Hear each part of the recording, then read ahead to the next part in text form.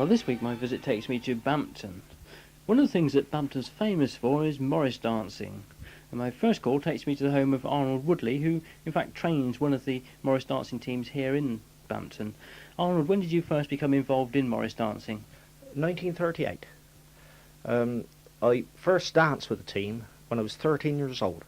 Previous to that, my uncle used to learn me to jig around when I was about 5-year-old, you know. And my interest developed from there. And now I play the fiddle and train. What does it involve, actually training somebody to dance with the Morris men? Well, patience mostly. You know, that's the great thing that I find is patience. And without it, well, you wouldn't be able to have a team anyway. If I wanted to become one of the Morris men, actually dancing with the team, how would I start training?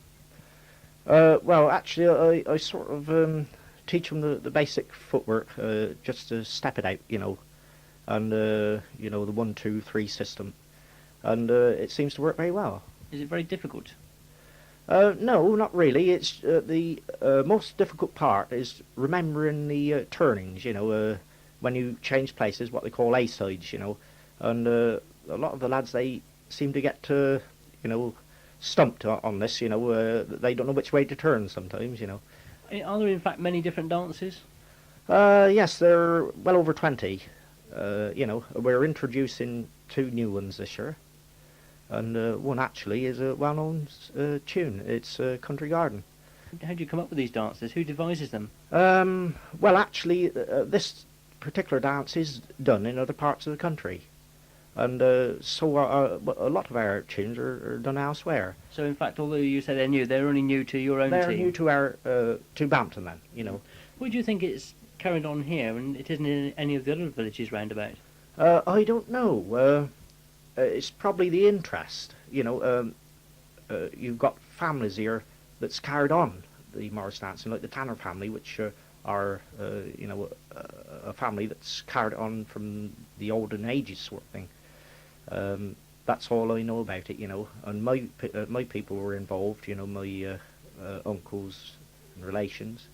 And I've always had an interest, being a Bampton man, you know. Do you find that young people are still interested in the village? Not Morris dancing wise. You know, we've got to get we've got a job to get people to learn this. You know, whether they're sort of self-conscious or not. You know, I don't know.